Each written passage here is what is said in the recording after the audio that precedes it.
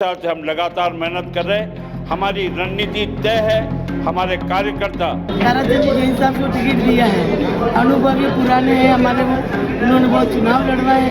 धर्म को लेकर, सनातन धर्म की रक्षा और सुरक्षा के लिए और सबका साथ सबका विकास को लेकर के आज से नहीं लगातार अनवरत रूप से प्रयास कर रहे हैं। मेरा मानना विरोध नहीं है। चुनाव के पहले जो आप इच्छा रखते हैं उसका है ये कि सबके अपने अपने प्रकृति और प्रवृत्ति होती है। कोई इन सब कठिनाइयों को झेल लेता है, कोई नहीं झेल सकता है।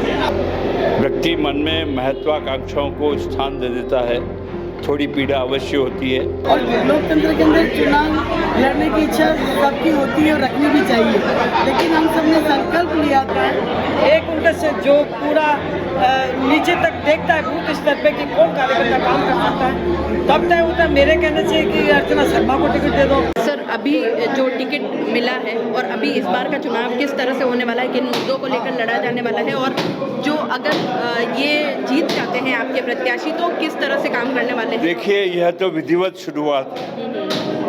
भारतीय जनता पिछले 1.5 साल से लगातार जनाक्रोश के माध्यम से, संकल्प यात्रा के माध्यम से और भारतीय जनता पार्टी पे बूथ स्तर पर और बूथ पर भी पेज स्तर पर, एक पेज में 30 लोग हैं, ऐसी जिम्मेदारी के साथ, पूरी रणनीति के साथ, ये आज से शुरू नहीं हुआ है। ये 1.5 साल से हम लगातार अनवरत रूप से जनता के बीच जा रहे हैं, जनता के दुखों को सुन रहे हैं और जनता के दुखों को दूर करने का प्रयास कर रहे हैं और जो हो सकता है हमसे वो करने का प्रयास कर रहे हैं। ये तो एक जो विधि होती है, विधिवत शुरुआत आज हुई है, लेकिन भारतीय जनता पार्टी ने पहले से ही इस राजस्थान के कुकर्तव्य, सरकार के कुकर्तव्य को समझते हुए, इसकी कुशासनता को समझते हुए, इसकी अकर्मण्यता को समझते हुए 1.5 साल से हम लगातार मेहनत कर रहे हैं। हमारी रणनीति तय है।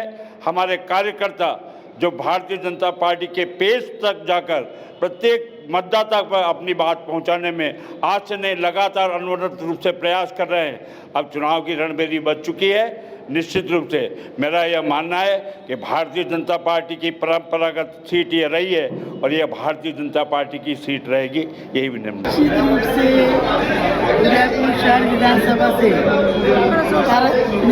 उदयपुर शहर विधानसभा से ताराचंद जैन साहब को टिकट दिया है। अनुभवी पुराने हैं हमारे वो, उन्होंने बहुत चुनाव लड़वाए हैं और पार्टी जिसको टिकट देती है हम उसको सर्वोपरि मानकर उसके लिए काम करते हैं और ऐसी कोई विचार की बात नहीं है। सभी लोग मिलजुल कर, समझा बुझाकर और बातचीत करके, समाधान करके और एकजुट होकर भारी से भारी मतों से 50,000 मतों से अधिक उन्हें जिताकर राजस्थान में सर्वाधिक मतों से विजय करके जयपुर उनको भेजेंगे, ऐसा मैं मानता हूँ। पार्टी के बहुत निष्ठावान नेता हमारे साथ मौजूद है, निवर्तमान पार्षद हैं आप, और मैं मैम आपसे ये जानना चाह रही हूँ कि अभी इस वक्त जो चुनाव जैसे कि आप लड़ने वाले हैं, किन मुद्दों को लेकर के होंगे और जिन कैंडिडेट को दिया गया है ताराचंद जैन को, किस चीज़ को लेकर के अब आप इन चुनावों को डील करने वाले हैं? सबसे पहले तो राष्ट्रीयता को लेकर, राष्ट्र धर्म को लेकर, सनातन धर्म की रक्षा और सुरक्षा के लिए और सबका साथ सबका विकास को लेकर के सभी जातियाँ और धर्म संप्रदाय के लोग हैं वो अच्छे से अपनी इज्जत को लेकर के, अपनी सुरक्षा को लेकर, महिलाओं की सुरक्षा को लेकर, युवा संगठन का बेरोजगारी को खत्म करके, ये सब चीज़ें हमारे उसके अंदर एजेंडे में है।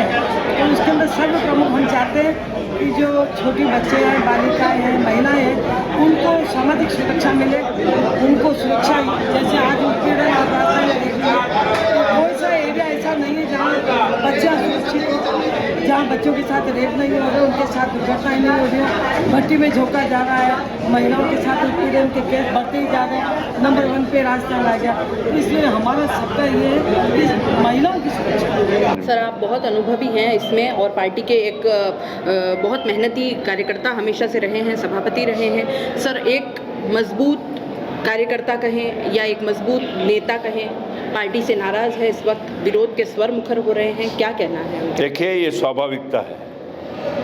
व्यक्ति मन में महत्वाकांक्षाओं को स्थान दे देता है, थोड़ी पीड़ा अवश्य होती है, लेकिन हमारा ऐसा मानना है, जो हमने बचपन से छोटे छोटे थे तब शाखाओं में हमने संकल्प लिया है कि जब तक इस भारत को परम वैभव तक नहीं पहुंचा देंगे, तब तक कोई कार्यकर्ता चैन से नहीं बता। वो अभी थोड़ा उनका आवेश है, आवेश शांत हो जाएगा, वे मूल धारा में काम करेंगे, ऐसा हमारा मानना है, क्योंकि वे भी बहुत परिपक्व और बहुत पुराने कार्यकर्ता हैं। ठीक है, आज थोड़ा सा होता है, प्रशंसकों के बीच थोड़ा सा मन में आता है, लेकिन जब हम जो बचपन से संकल्प लेते आए हैं, जिन बातों को रोज़ हमने शाखाओं पर संकल्पित करने का प्रयास किया है कि परम वै भवन्ने तमे तत्मात्रम समर्था भवता, तो निश्चित रूप से जो भी नाराज है वो भारतीय जनता पार्टी की मूल धारा में आ जाएंगे।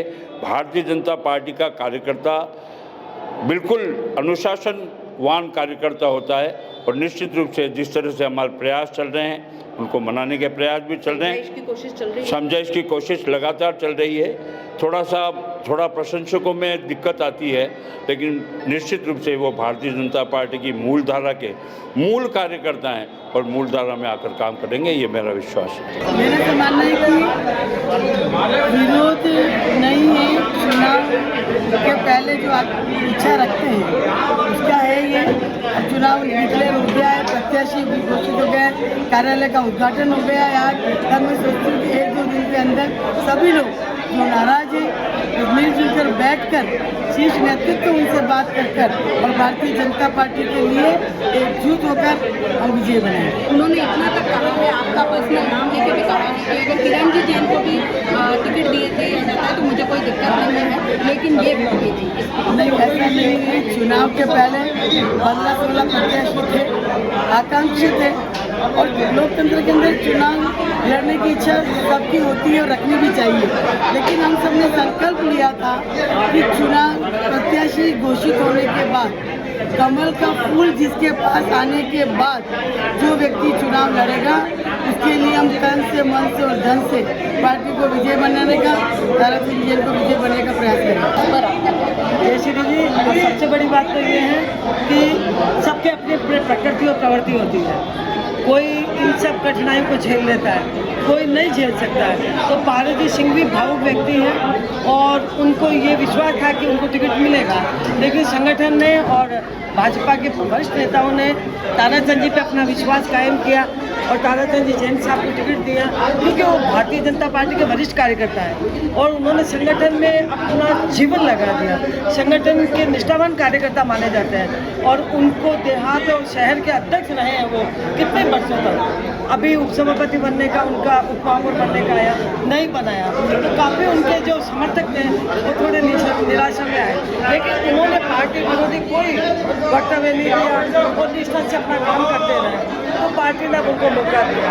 मेरा ये बादल जी से भी ये कहना है, बादल जी हमारे बड़े भाई हैं और वो भावुक हैं और उनको कम से कम इतना नहीं करना चाहिए, वो पार्टी की मुख्य धारा में काम करें, आज नहीं तो कल उनको कुछ न कुछ तो मिलेगा, ऐसी बात तो नहीं। मैम उनका ये कहना है कि अगर मुझे नहीं देना है कोई दिक्कत नहीं, भारत सिंह भी खामियां हो सकती है, लेकिन आप किरण जैन को दे दीजिए, आप अमृत साहब को दे दीजिए, किसी को कहने से अगर यहाँ टिकट मिलती ना, किसी को देने से, किसी को कहने से कोई सुपर नहीं है यहाँ पे। मोदी जी के कहने से मोदी जी को टिकट नहीं मिला, सुषमा स्वराज के कहने से सुषमा स्वराज जी को, वसुंधरा राजे के, वहाँ सब एक कोर ग्रुप होता है, एक उनका से जो पूरा नीचे तक देखता है बूथ स्तर पे कि कौन कार्यकर्ता काम कर सकता है, तब तय होता है। मेरे कहने से कि अर्चना शर्मा को टिकट दे दो, फलाने जी को टिकट दे दो, तो हम कोई बहुत बड़ी तोप नहीं है भारतीय जनता पार्टी के। और पारस जी ने कहा किरण जैन को दे दो या उनको दे दो, तो अगर ऐसा था तो खुद के लिए भी बोलते जैसा उन्होंने बोला,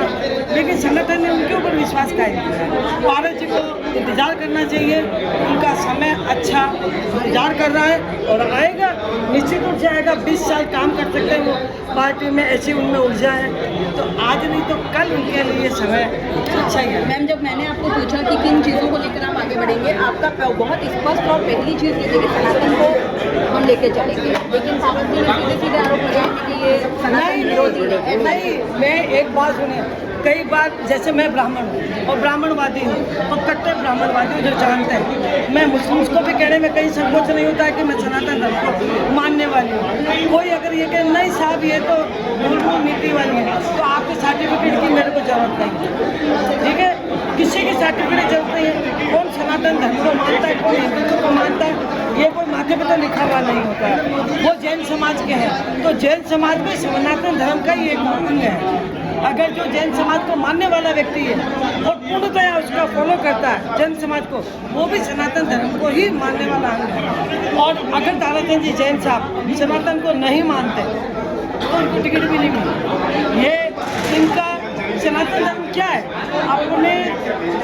अपनी विश्वास आस्था, वो किसी भी धर्म को माने, किसी भी भगवान को माने, लेकिन कम से कम उनको फॉलो तो कर रहे हैं। उनका निष्ठा 6 बजे मंदिर जाना, अब वो चाहे महावीर स्वामी के मंदिर में जाए, चाहे वो महादेव के मंदिर में जाए। हमारे सनातन धर्म में भी कोई शिव को मानता है, कोई विष्णु को मानता है, कोई सिन्हा जी को मानता है, तो कोई कालका माता को मानता है, तो सबके अपने अपने अलग है। ये महावीर स्वामी को मानते हैं। तो ये आज सुबह आप 9 बजे देख लीजिए, वो अपने सनातन धर्म के मंदिर में ही बंद किया।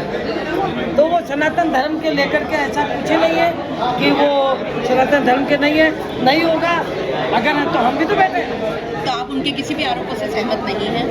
मैं पारस जी को कहना चाहती हूँ कि एकदम से आरोप लगाने से पहले खुद सोच लें कि खुद कितने मंदिरों में चले जाते हैं, या ताराचंद जी कौन से मंदिरों में चले जाते हैं। सनातन धर्म का मतलब ये नहीं होता कि मैं रोज़ मंदिर में तंबूरा बजाऊँ, या ताराचंद जी किसी महादेव के मंदिर में जाके आरती करें। सनातन धर्म का ये है कि आप जिस भी धर्म के अंदर हो, उस धर्म को आदर विश्वास के साथ खिलवाड़ ना हो, वही सनातन धर्म है।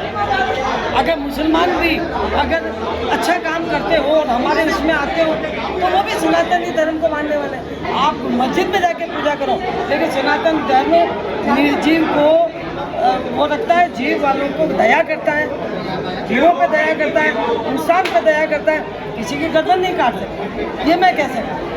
अगर कोई सनातन धर्म को मानने वाला व्यक्ति है, आज ताराचंद जी का मैंने कभी बच्चों से काम कर रही हूँ उनके साथ, उन्होंने कभी इस तरीके की बात नहीं कही कि भाई सनातन धर्म को मैं नहीं मानता, या खाली मैं जैन समाज का ही समर्थक। जैन धर्म भी अपने इसमें से निकला हुआ नहीं है, तो आप पूछ लीजिए किसी भी जैन धर्म वालों को कि वो कहाँ से निकले हुए हैं।